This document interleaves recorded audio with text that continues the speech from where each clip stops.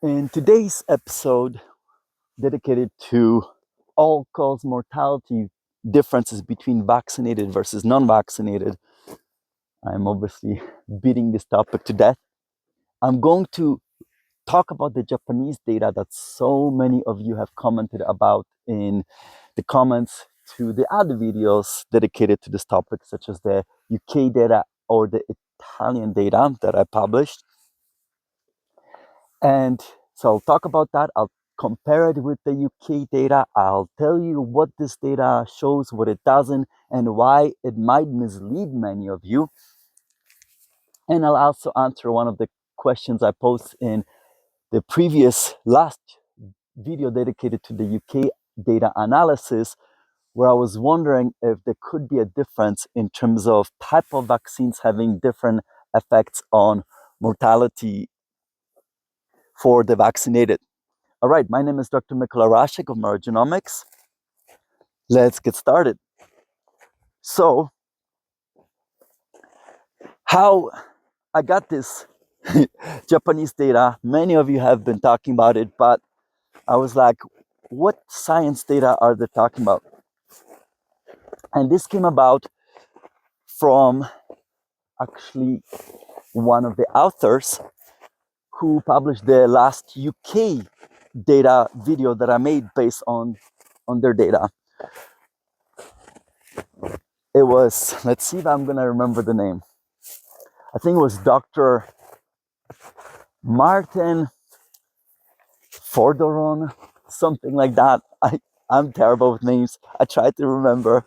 But cool thing is, he wrote to me, he saw my video and he wrote to me and we got into discussion about the data, which is very cool because it's always fun when a scientist approves the video on whose data I'm analyzing. So that felt really good.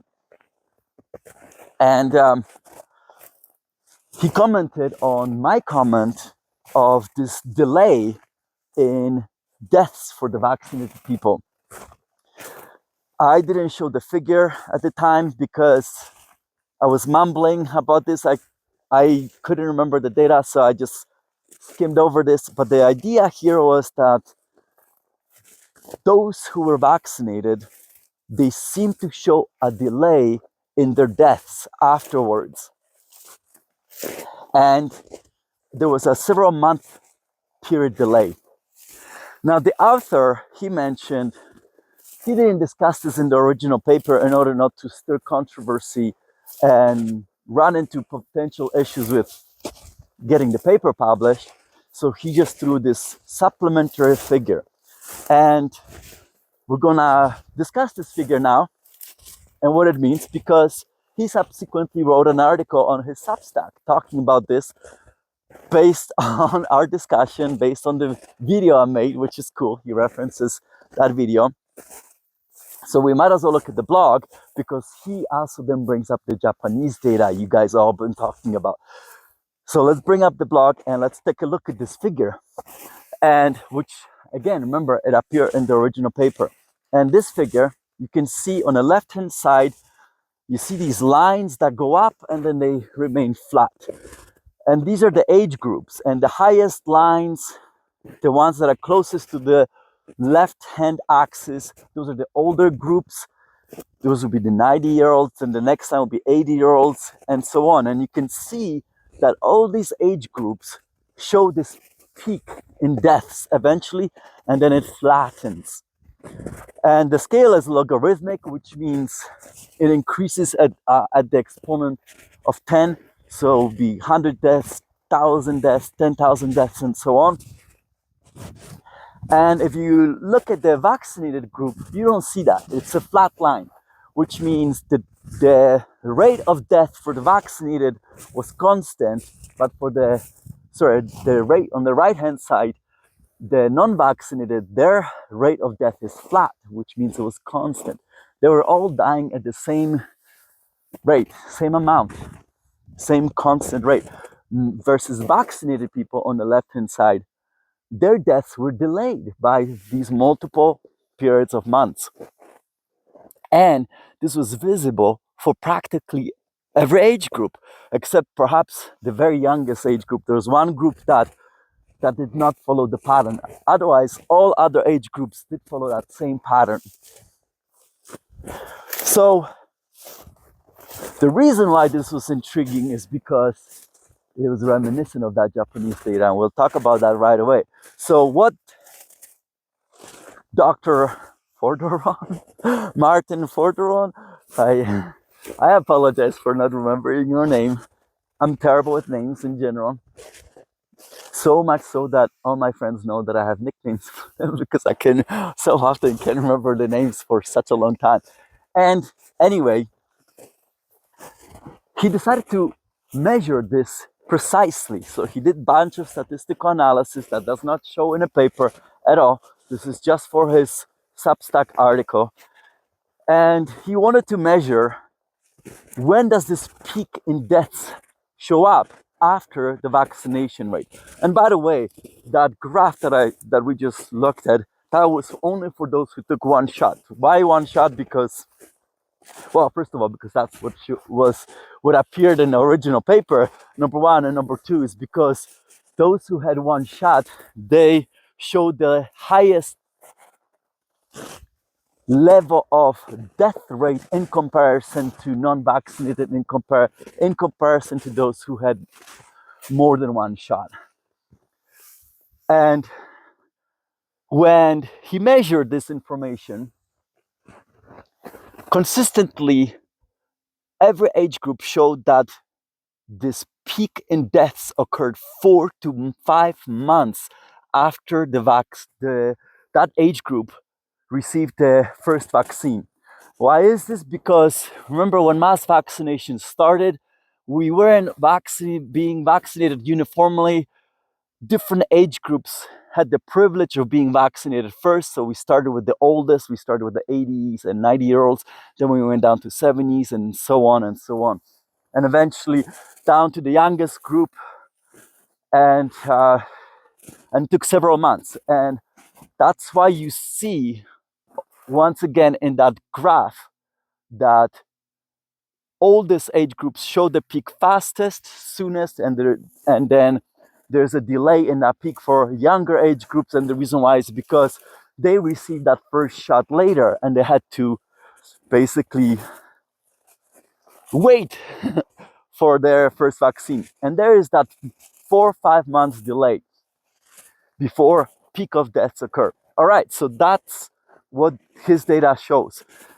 What he also shows is a graph from that Japanese study. Now, let me talk about this Japanese study because many of you talked about it. Well, first of all, it's not published, right? So this is a data that just somebody put together and it's not peer reviewed. So we cannot verify its accuracy. Second of all, it was put together by a group called something like Concerned Citizens Against mRNA Vaccines. So clearly biased against mRNA vaccines. And I think the data shows that, and I'll explain that in a moment. So keep that in mind. Doesn't negate the data, it's just those are potential limitations, right? And this picture that is shown is taken out of a presentation, but this Substack article shows this data, and it's a very convoluted data, and it's not easy to understand at first. What this data shows you is the risk of death per person per year for a given day post-vaccination, and it's measured for a duration of 1 year post last vaccination. In other words, this does not show you cumulative risk. This does not show you total number of deaths. This shows a personal, instantaneous risk of death depending on how many days have elapsed since the last vaccination. And you can see in orange color at the bottom, there's a flat line, non-vaccinated. They don't show any change in their rate of death. And that's what that graph shows. It shows time effect on the rate of death, on the risk of rate of death, even I should say. And you can see non-vaccinated, there is no changes. They show same pattern. All right, and then you have vaccinated people, and you see that vaccinated, their risk of instantaneous death for a given day is highest about 3 to 4 months after last vaccination. Now, their risk seems to be higher, or is higher according to the graph, than non-vaccinated, and that's what a lot of you are jumping on and commenting on. But you have to understand what this graph is showing. It's lumping all of the vaccinated people in one group and comparing this in one entire group of non-vaccinated. And the reason there's an issue with this is that obviously vaccinated group of people are older, they're more frail, they have more comorbidities, and we know this from say the more UK and Italian data that I presented. The non-vaccinated group were overall younger and healthier, fewer comorbidities, fewer cancers, and so on. And the reason why is because they're younger. So this is one of the reasons why the studies I've discussed, both the UK and the Italian study, the authors never compare groups like that where they just lump everyone, because clearly the older, more sicker people will show higher rates or risk of death than the younger, healthier people, right? This is why all these studies I always talk about, and I will talk about one more in another video, you match these people, you match them for age, you match them for gender, you match them for comorbidities, you match them for history of infection, you can match them for smoking status, you can match them for how often they use healthcare or healthcare insurance, you match them whether they watch my YouTube channel or not. All of that, you do this on purpose so that you can compare more accurately apples to apples, okay? And this graph, it does not do that, right? So a lot of people are misinterpreting this graph, thinking that it shows that vaccinated people are dying few months after vaccines versus non-vaccinated were not. Here's the irony. If you were to take this same data from Japan and you were to match them again properly, compare apples to apples, meaning let's say you compare same 60-year-olds who were vaccinated versus same 60-year-olds who were not vaccinated, same habits, same geography, whatever, right? Matching, you do this matching component. Once again, it's likely you could potentially show that non-vaccinated were dying at higher rate. And the question would be, again, why? And we'll talk about that in the next video.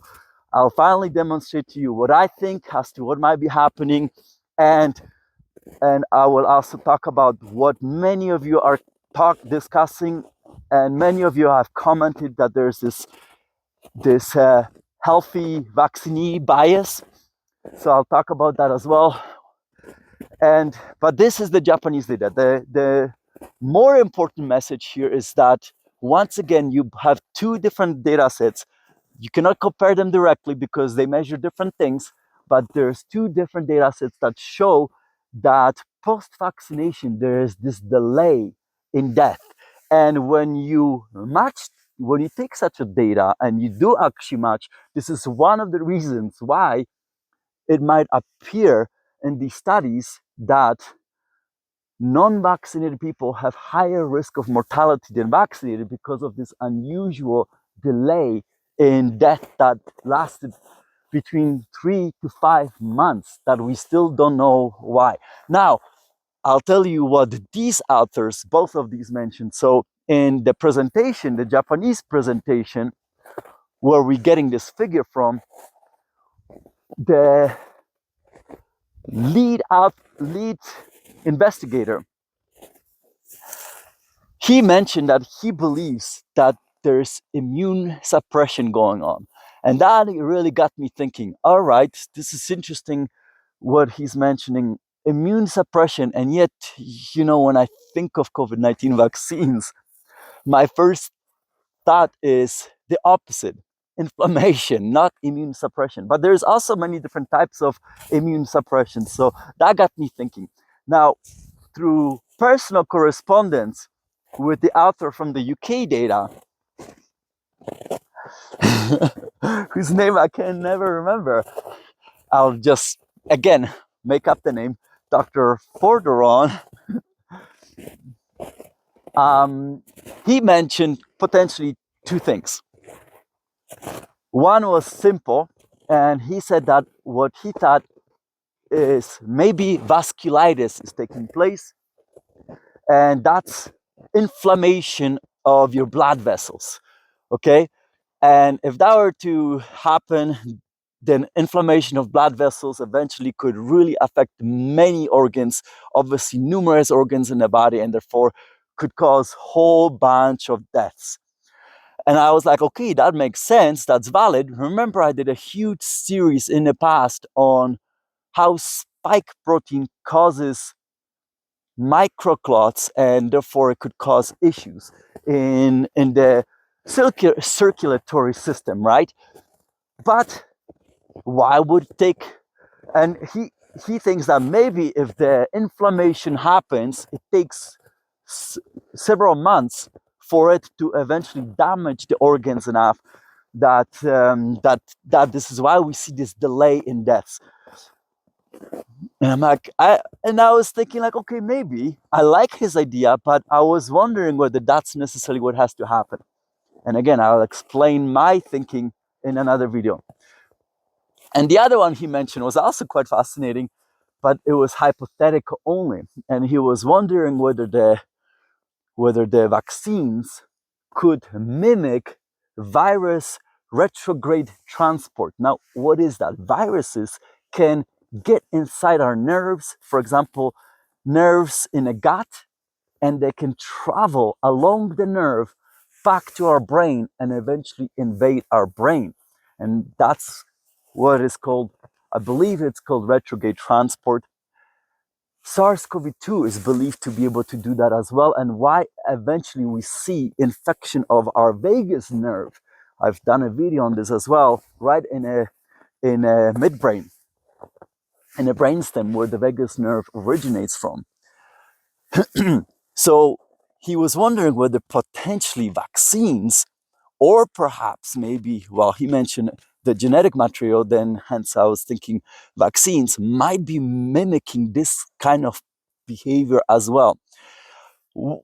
While he didn't discuss this, now I'm wondering whether exosomes with the spike protein could do that as well, whether they could enter nerves and mimic such behavior as well. And the reason why there would be delay would be is because you need that time for the journey from the nerve, wherever the vaccine would enter the nerve to get to the brain. But he said, but if that was the case, I would expect most deaths to be neurological then. And we're seeing, and this was all cause mortality that he was measuring, except not including COVID. Versus the Japanese data, it was all cause mortality. So those were their ideas. I'm going to take these ideas and I'm gonna give you my explanation. I've thought about this, I've tinkered with this, and I'll give you a hypothesis. However, I will admit that there is also very strong data that one of you shared with me that clearly also might be demonstrating unequivocally this healthy vaccinee bias that all of these authors who published this data have commented on, and that I am so resisting in terms of how is this possible that you could have such an outcome just based on behavioral patterns. All right, I'm gonna wrap it up here, but the last thing I'll mention is check out my Patreon, because I'm doing this project right now where I want to compile information of what it means to live a healthy lifestyle. I want community help. I always talk about that. Right now, what can you do in order to protect yourself from the pandemic effects, meaning your exposure to spike protein? And I always say health, number one thing is healthy living in order to protect yourself, because healthy lifestyle automatically protects your immune system. Now, I have my own ideas. I'm making a list, and some of you have already started working on this project with me, and I'm already getting ideas, which is amazing. But so I invite you, join my Patreon. You don't have to pay. You can join for free, and then you can contribute. You can join the discussions. I plan to now have regular live online meetings so that we can together build this document that I want to be able to offer for free for anyone, to stimulate people into action of what it means to do healthy living. And this is also to fight the big pharma in terms of, like, if you want to fight them because you're so disappointed of what happened, is then stay healthy. Because how else can you fight? And that means no drugs for as long as you can in your life, because you don't have to, because you're healthy. I'm not advocating that you shouldn't take drugs if you need to. I'm just saying take action so you can stay as healthy as possible, so you don't have to take drugs as well. And on that note, also check out my recent video where I talk about how regular drugs could be also disrupting bacterial microbiome in the gut to the similar extent as antibiotics. All right, bye everyone for now, and I'll see you next time, and I'll see you at the live event.